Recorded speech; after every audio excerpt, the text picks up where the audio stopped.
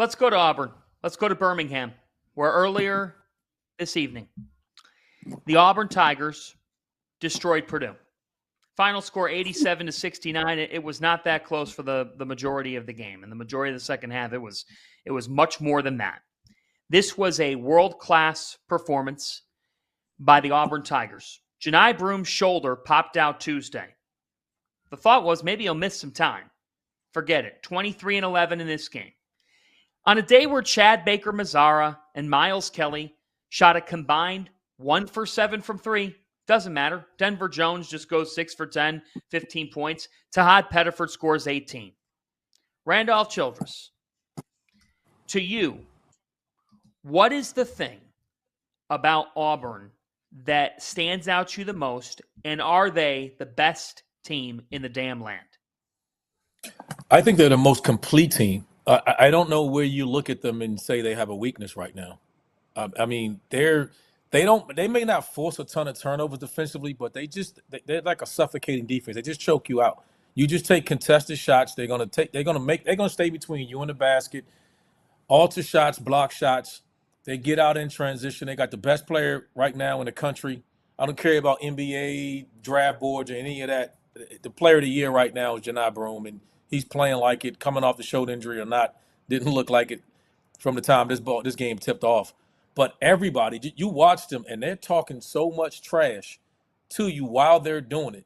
They're playing at a level, and I thought, Rob, you tweeted this early today, and I laughed when you said it, but they're playing like with UConn. They look like I get what you're saying. Like when UConn was beating everybody a year ago, they were beating everybody, and they just look like, man, this is different.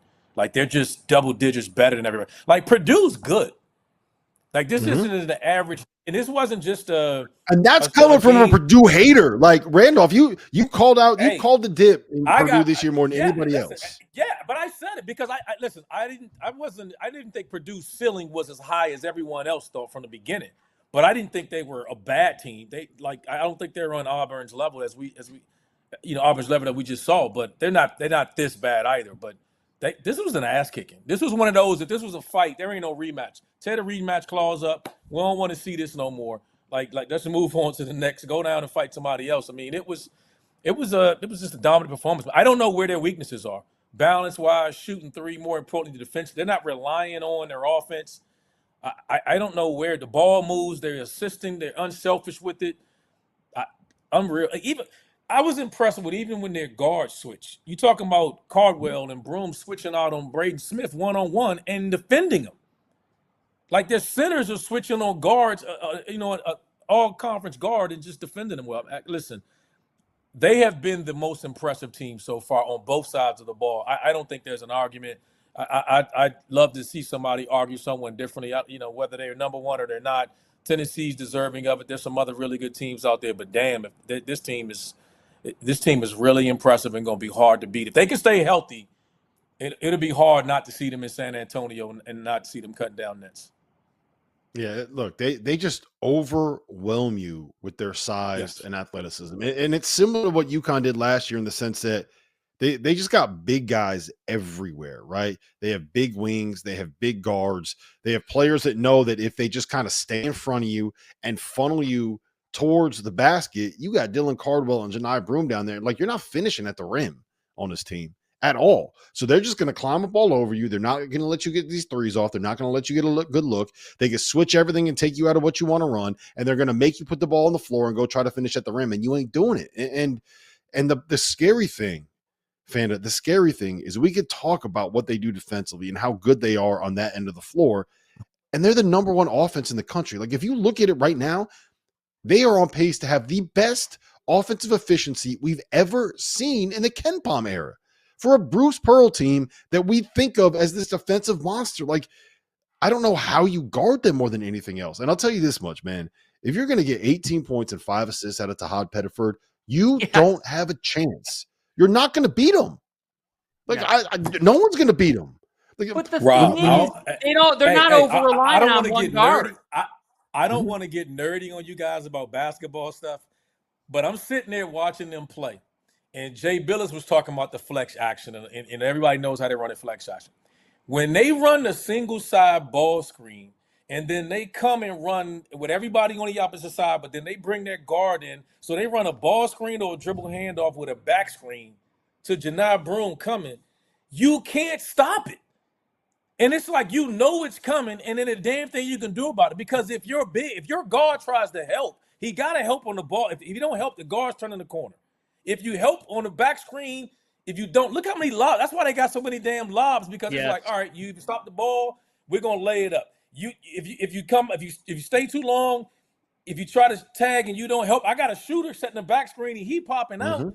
It's like it's a simple play. You used to people running in different ways.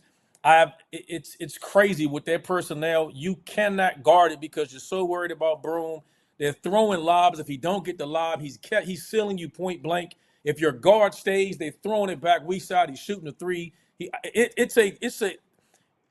Just if you guys go back and watch how they get some of those lobs off, that it's happening because they're scoring in every option out of the damn play. It's just like it's comical, man. They are just on a level right now that not many teams can even get to. Yeah, what they do defensively is they make you make a choice, right? They put you in a situation where you have to decide what you want to beat you. Do you want to let the guard come down the lane and be able to try to finish over a big man? Do you want that to beat you? Do you want to let Janai Broome roll in and seal in and doing that beat you? The best option is probably playing drop and having a tagger in there, whatever it is, whatever your normal ball screen defense is, and just live or die with whoever's shooting that three from the corner. And you know what? More likely than not, that's going to beat you because they got shooters all over the place.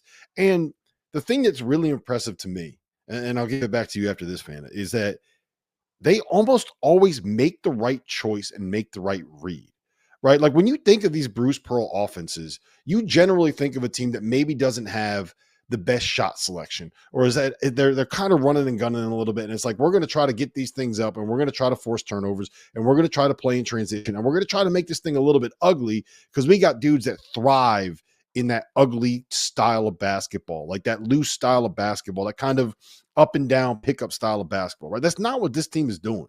It feels different than a normal Bruce Pearl team because they have these guys that know what the right play is and they make the right decision.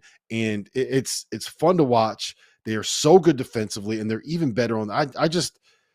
When they play like they did tonight, their ceiling is so much better than anybody else's ceiling. Like, you got to hope you catch them on a bad night to be able to have a chance to beat them. And if you get this version of the Howard Pettiford with Janai, throwing a towel, man. And JP McGee's not even playing. We thought he was going to contribute when he got there. He barely played. He got scrubs. He got walk-on minutes. You're right. We identified him. You're absolutely right. We identified him as a key piece to the season. But let's face it, it's been everybody else. I mean, this team has a luxury of riches, and I don't think they'll dominate the way that UConn dominated last year in the SEC as opposed to last year's Big East, which ultimately only sent 3 teams to the NCAA tournament. And this edition of the Southeastern Conference could send 13 teams to the NCAA tournament. But RC, all I'm thinking to myself is, if I'm a coach, knowing what you just said, that you can't stop it, what do? Pray? Zone? Double somebody? Like, what the heck do you do then in the SEC? What if you're an SEC coach right now and you were starting to look at how you would even try to defend Auburn, who has the best offense in the country, according to KenPom and many other analytics? Where would it start, Randolph, defensively? You're going to have to take away the paint first because they own the paint. So you're going to have to fight back on the paint. Like, you're going to have to live and die with – you can't give up both. They can't knock down double-digit threes. They got 10 threes a night, and they completely control the paint. So I would try to fight them like hell. You're going to and offer some resistance and help out inside, and they're going to have to fall on my sword for them shooting it from 3.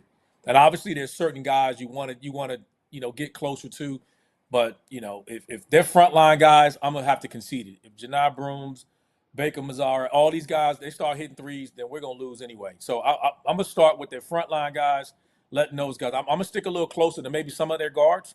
But when their bigs are out on the perimeter, man, I got to sit in the paint and try to help offer some resistance in the paint.